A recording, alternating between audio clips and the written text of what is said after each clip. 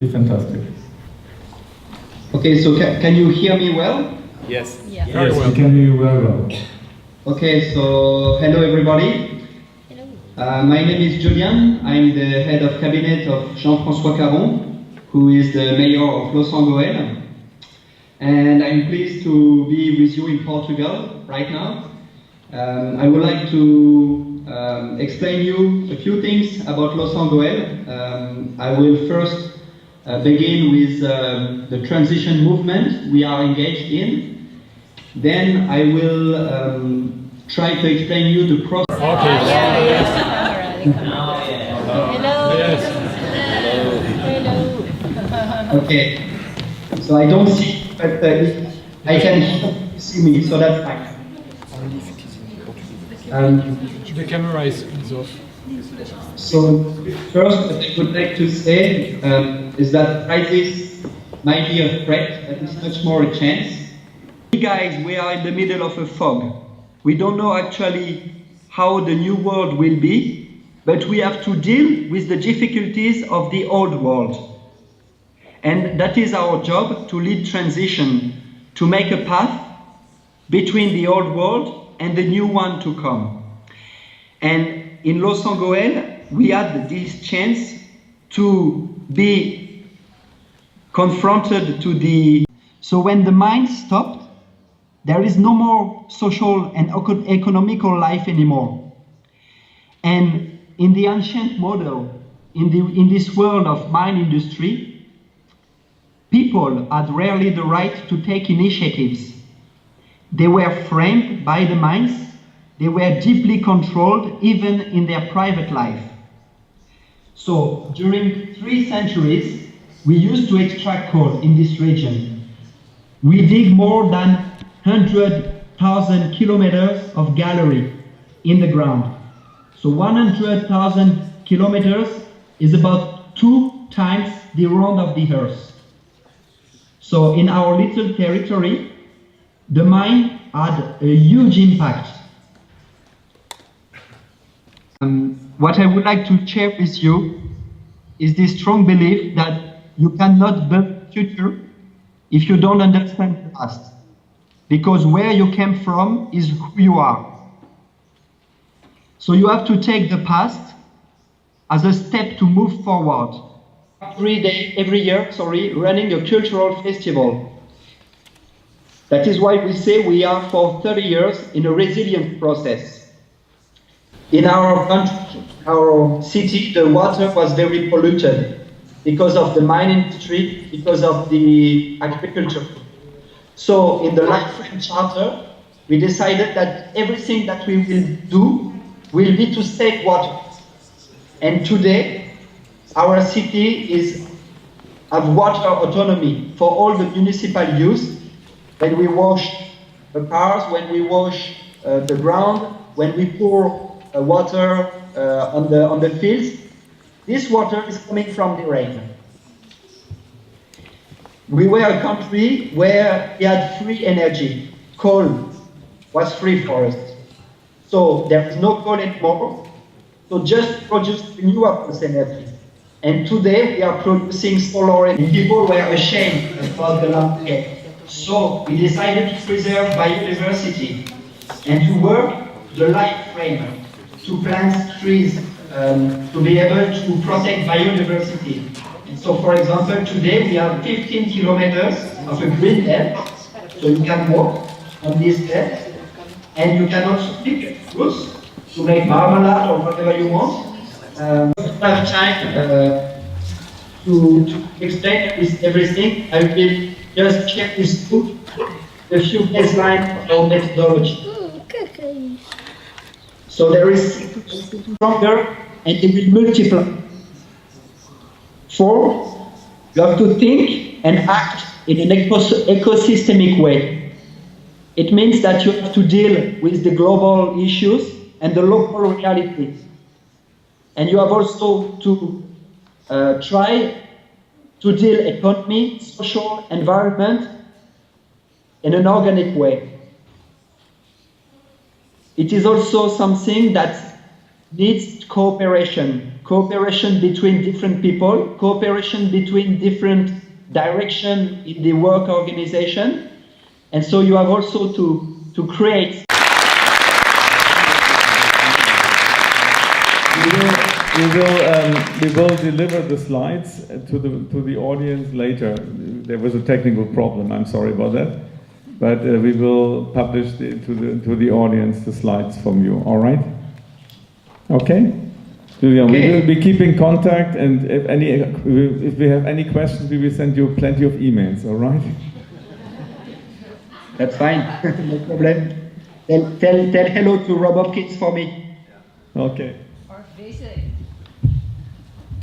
Thank you very much. Now, thank you. Bye-bye. Bye-bye. The next speaker has a lot to do with our former speaker and also about carbon. That's why he's not here. When we met up with Rob Hopkins a year ago at Schumacher College and invited him to come here, so he said, yes, I will come here, but only under one condition: I don't have to come here. Because he doesn't want to travel anymore. Hello, Rob. I just tried to introduce you. So Rob said, yes, as long as I don't have to take a plane, I will talk with you, and that's why he's here. Before he starts, I have a very important message, because it's not Rob who is working, but you who is working. So we thought that after the talk of Rob, or during the talk, you form up in groups of 2 or 3 with your neighbor, and you formulate one very precise and very interesting question for Rob. We will send it to him afterwards, and in the afternoon we have a second session where some of the questions will be answered, but only the good ones. So please write a very good question, so you will get a good answer from Rob. Thank you, and I give the floor or the screen to you. Hello, my friends. Good afternoon to you. Good morning.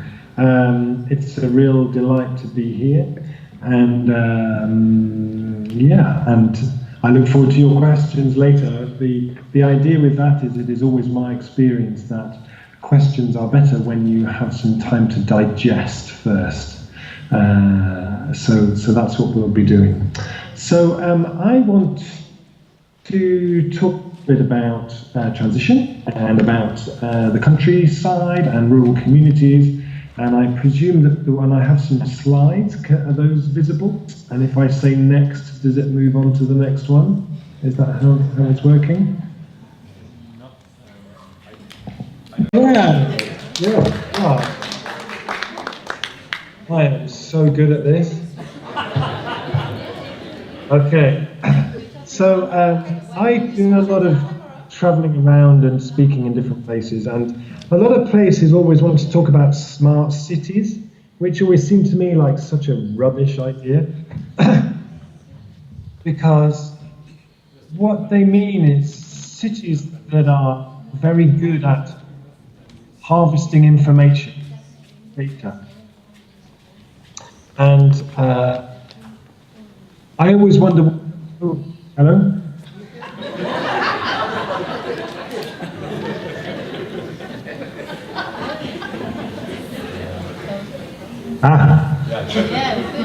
Is that okay? Everybody happy? Okay. So smart cities always seem to me to be like all about the city and never about the countryside around the city.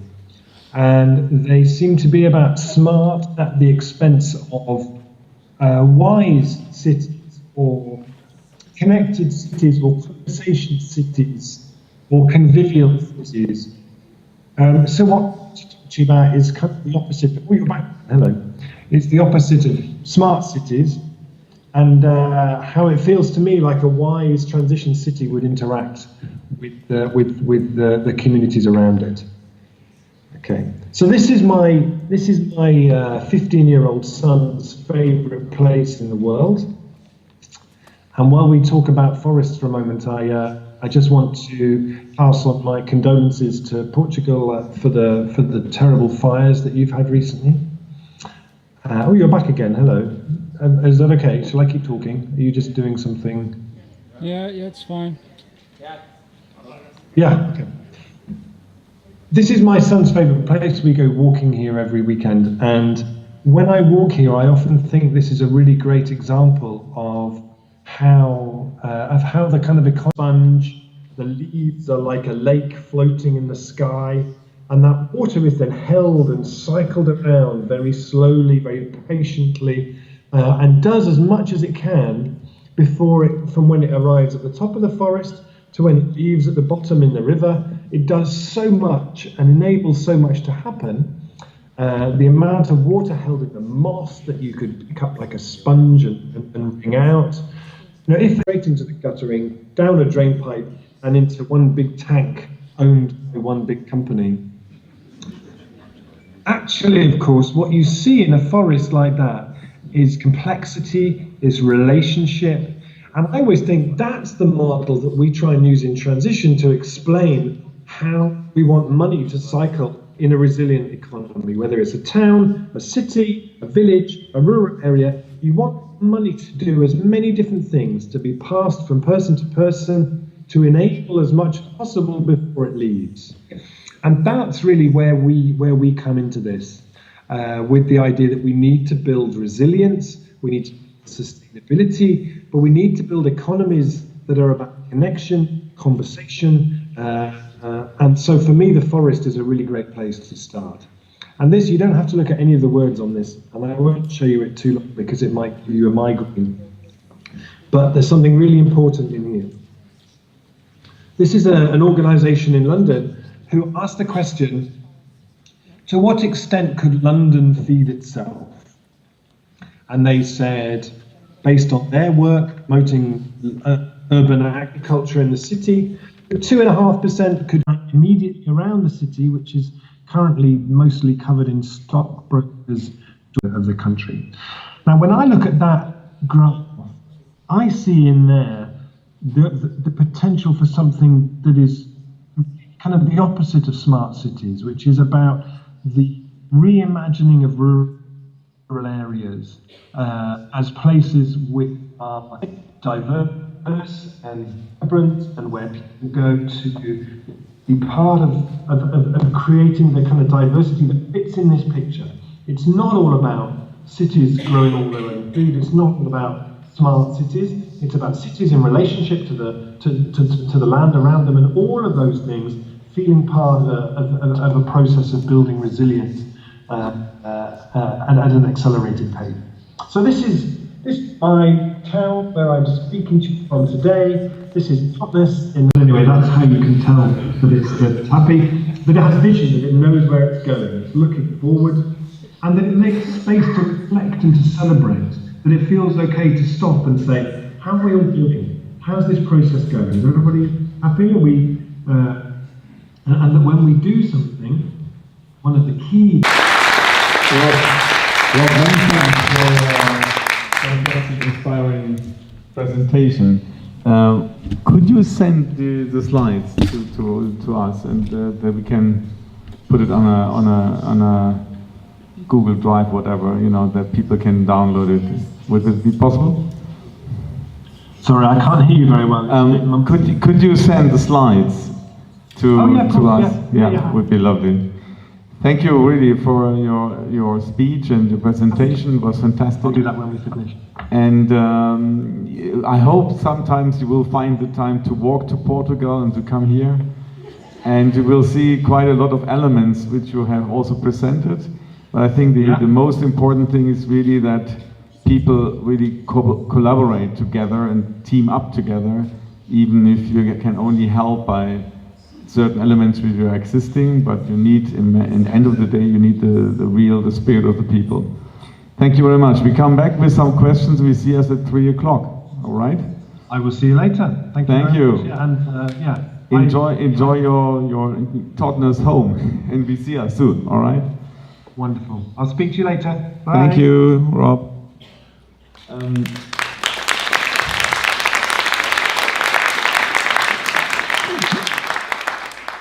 We have now de fazer como Deus desde que a gente descobriu o petróleo, mas biomimetismo, a natureza só sabe inventar tecnologias que são que funcionam com energia solar, sem petróleo, que não sabem fazer. Então, hoje em dia, a agricultura parece isso, dados que são importantes para mim, e a mais importante, se só precisa lembrar de uma, é que em 1940, com uma caloria fóssil, que dividiu por 25 a nossa eficiência para criar comida, e isso funciona quando o petróleo não vale nada, o petróleo não vale nada, pois. E além disso, é uma insulta para mim na inteligência humana de ter dividido por 25 nossa eficiência, enquanto a gente pensa que a gente é uma sociedade desenvolvida, tal. Então, porque o político, porque a definição da permacultura é en français je vais le faire, une méthode de conception d'écosystèmes humains équilibrés. Méthode de concepção de ecossistemas humanos balançados. E quem mais do que político pode ter Então, para falar concretamente, no campo, o que a gente faz? A gente imita a natureza, então, com matéria orgânica, com isso, je sais pas comment on dit la paille, chão, palha, com palha no chão, então essa palha evita, primeiramente, a evaporação da água, então está muito mais úmido dentro, então evitamos, sei como falar, como fala? Essas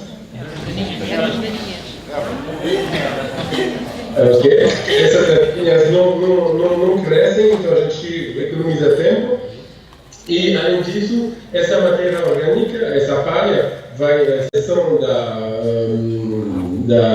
natureza e a diversidade. Então, vou tentar fazer um exemplo. Por exemplo, fazer a gestão management de 5 fazendas. Então, produção, sensibilização, isso é a boîte à outils, toolbox, que podemos encontrar no site, que tem mais de 20 horas de leitura para entender culturas técnicas, tudo isso.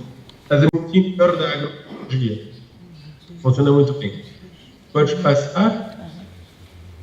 Faisons un concurso pour ajouter un projet. Continuer ton voyage avec ta famille sur Marseille. Merci beaucoup de ton intervention. Et